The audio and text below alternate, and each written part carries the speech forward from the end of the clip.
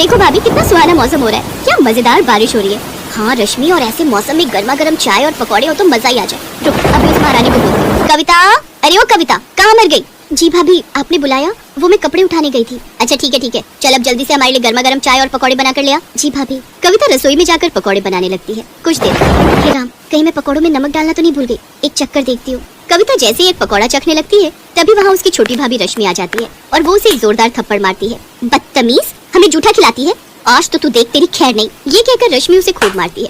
आवाज सुनकर अनीता वहाँ आती तो डर के मारे कविता अपनी बड़ी भाभी के पीछे छुप जाती है। भाभी मुझे बचा लीजिए। अब बस भी कर रश्मि, अगर ये मर गई तो हमें जेल में सारी उम्र बितानी पड़ेगी। एक काम करते हैं, इसे घर से निकाल देते हैं, नहीं तो पता चले हमारे पति जो भी कमा रहे हैं वो आकर इसकी शादी में उड़ा दे। हाँ ये तो मैंने सोचा ही नहीं, ये बात ठीक कही आपने। दोनों भाभियां बेचारी ननद को धक्के मारकर बाहर निकाल देती हैं। बाहर तेज बारिश हो रही थी।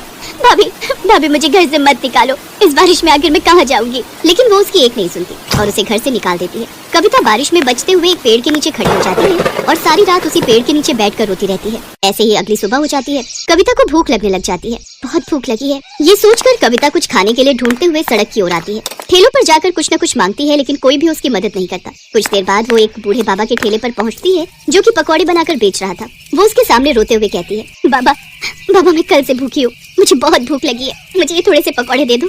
लेकिन मेरे पास पैसे नहीं है। उस बूढ़े व्यक्ति को कविता पर तरस आ जाता है और वो कुछ प्याज के पकौड़े चटनी के साथ उसे खाने को